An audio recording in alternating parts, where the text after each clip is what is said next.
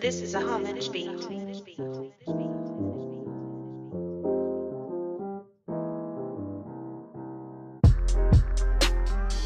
Essentially, life and death are constants, are cyclical. However, if it is cyclical, that would imply a pattern. Yeah. And if there's a pattern, that would imply a design. And if there's a design, that would imply intelligence. That was when you and, went there, bro. And I was like, that was good. and I said, did that make sense? Because I know, like I said, it was real philosophical. Did that make sense to you? Because my concern is like when someone's reading this, are they gonna be like, what the heck is he talking? And I'll explain it further. But just for you reading it, did you catch what I was saying, or are you like, yo, what is he talking about? Well, for me, like, I mean, I kind of like over like knowing you for these last. I mean, we feel like we've known each other more than like 5-6 months, but just hearing you talk and just knowing how you speak and just knowing how you articulate yourself, I kind of saw and I'm already prepared for you to talk in that way. You know where I'm going. I know where you're going, so it's like, but I thought it was cool how you went. And how you just kind of build on it, because it's like you do that a lot in when I read your work, like you building on it, boom, boom, boom, you coming up, and then you hit them with, you hit them with it, so, and you kind of come in like, whoa, intelligence. Now I got to start thinking about it. So I just really, I did like how you went there. You showed that there was a pattern. Like you showed like, if you're gonna have something that's cyclical, it must have some type of pattern. Somebody had to create it and designed it. So it was pretty cool. And I just expound on that, man. Like why?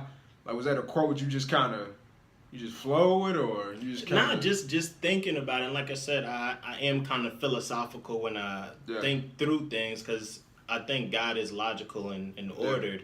So things are going to make logical and ordered sense. And so the big thing about, coming from an atheistic or evolutionary worldview, and I do want to do them justice, so if anybody's out there listening, I apologize if I'm butchering your worldview, but I think the emphasis on evolution is that the world was formed apart from any sort of intelligence. So it devoids any kind of intelligent designer. But when you look at it, and I'm like saying, I'm trying to argue from their worldview, but if you look at it, death is kind of a constant. It's something that it's not just something random, that in their worldview, in order for there to be life, there must be death. That's interesting. Like you just talking about that. It's kind of, I was watching this. I'm just a random dude, so I like my idea of like wasting some time or something is like real random. So I'm looking at documentaries. Like if nobody probably would watch them. I'm watching these documentaries of like the giant redwood sequoias in California. Okay. So I'm looking at that. Them is bugs, right? No, those are trees. Oh, duh. I don't know what that there's a tree. You talking bugs. I'm like, nah, bro, I'm not weird like that. But it was like these big old trees, and it just was interesting. Like, and the guy was talking about they have people that work in the forest as forest rangers or whatever their job is, but their job is to like burn down parts of the forest. You know what I'm saying? Like, and they're burning. Their job is to burn down parts of the forest. These are living organisms, like these trees, and they burn them down on purpose because they were saying how the death of these trees and all this further life is necessary for the growth of the forest. You know what I'm saying? So again, that paradigm, death. It makes, in order for there to be life, there must be death. Yeah, and that's just interesting, man. Like, so as you just continue to write on that, just keep on like going on where you was going with the evolution. Absolutely. And like I said, I thought, like, in my mind, I'm like, yo, this is brilliant.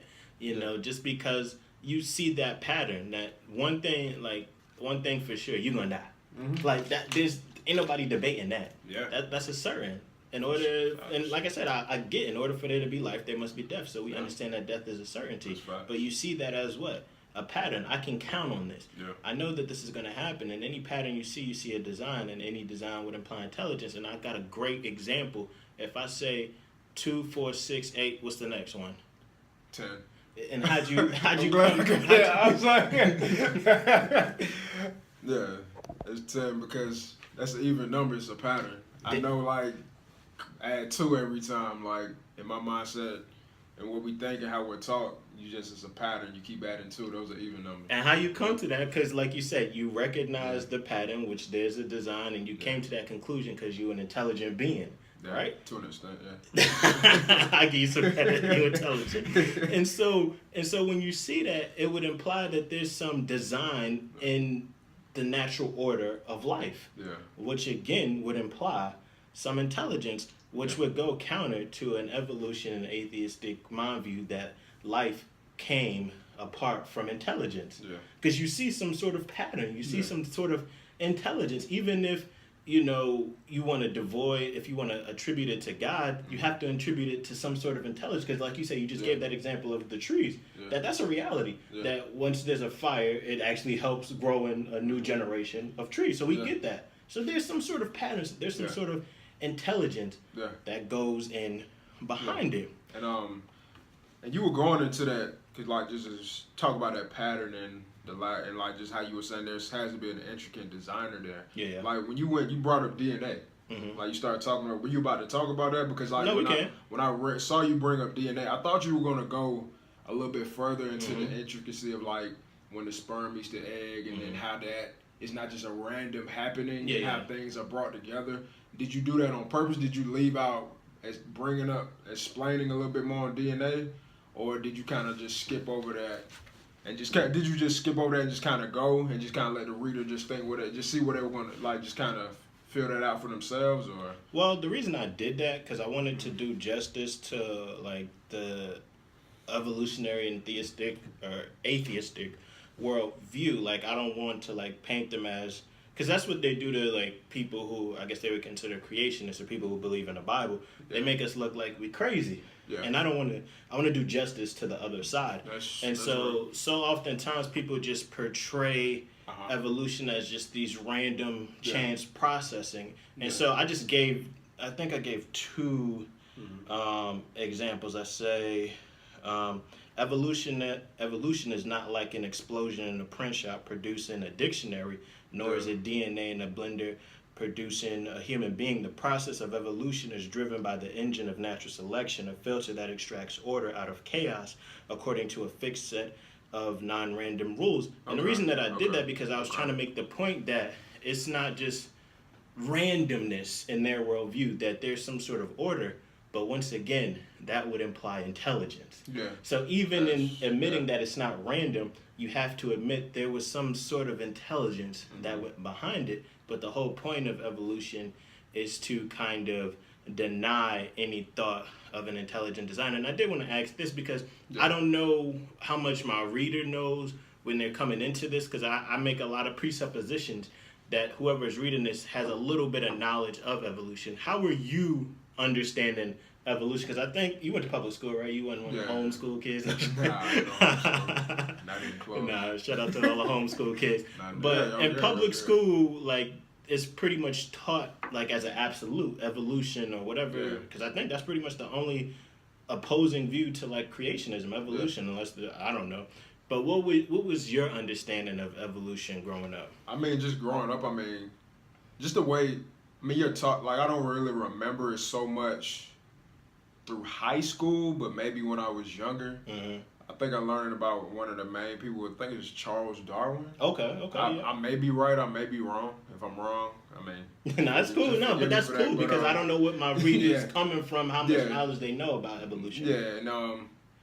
And like, when you learning about it, I learned like different things, and you're taught that like humans came from monkeys or apes, or you're learning these different things, and just how just the earth just exploded one day and all these things. And you see these documentaries of how like rocks just came and water came, and then it was a bunch of animals, and then it developed somehow from apes to humans. And it just, my thought process with that now as an adult is like, looking back on it, it's like, how do we just, if apes are still here and we develop from there, why are apes still here? So that's just stuff I question about it. That's just my own thinking. But when it comes to like just evolution, like you become curious on it, like, and you just wonder, like, and you try to look at this stuff with science, and you try to figure out like, well, why did this come? How did this happen? And my basis just really was that, just some form of curiosity on it. Getting older, growing up in church, you know the creation story, you know how God created the earth and all that, and you understand that. But when you're taught that in public school, you do have some questions and some thoughts. Like, you're just thinking and you're being curious. Like, and you just see where people come from. And, like, but then also with that, it's almost like you get to wrestling with it, because it's like you have people that writing these books about evolution, they weren't there. But then they come and then somebody out, then they'll also question the Bible, and they weren't there either. So it's like it's kind of like the people that are writing the books now about evolution, it's like, yo, we weren't there. So like, if I believe either one that I believe, I'm having faith in something. So I mean, like, what am I going to have faith in? So it's just, and that's where I kind of go with it. It might be a little bit deeper than what you might have been looking for. But No, because like I said, I don't know where my reader's coming from, and I think that's pretty much the general, and I don't want to act like I'm an expert on it, but I just wanted to be a little bit well-versed, because in order to have an intelligent conversation or debate with someone, I think you have to be aware of the other side.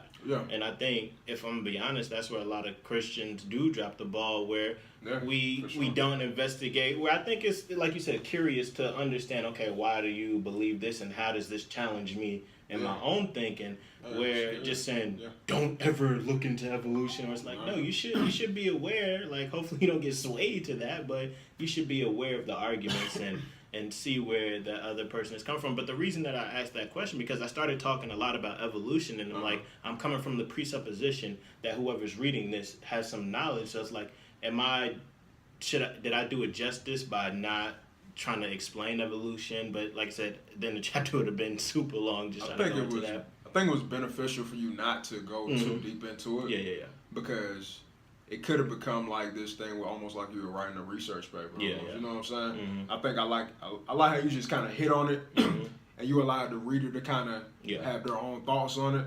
Because like, as you kept going, you started connecting it. Because I was just like, I know you're about to start up on how you went back, and you went straight to Genesis. So and I like how you went through it and just how you connected it. I think it was good how you kind of hit on some points, and you were very objective with it. So I like that. Okay, because that was the next point that I was making. So I made the point that if death and life are cyclical, it implies a pattern, and a pattern would imply design, and a design would imply intelligence. And I say an objective observer might conclude that evolutionists believe in an intelligent designer.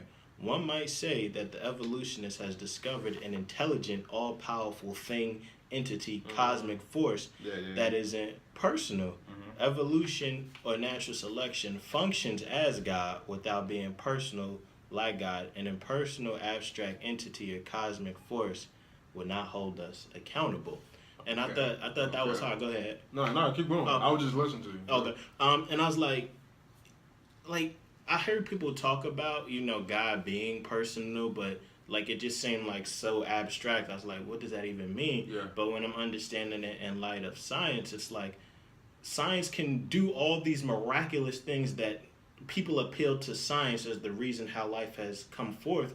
But it's like, science is impersonal. It's like we were talking about last week, that if there's no God and it's just science that just allows all this to happen, should we not be thankful? But how can you be thankful to something impersonal? And I think I made this analogy before, and it's a really trite one. But it's like, you sitting in the chair. Do you turn around and thank the chair, or do you thank the person who made the chair? The chair is impersonal. You can't say, thank you, chair, for being right here so I can sit down. Or you thank the one who put the chair there. You thank the person.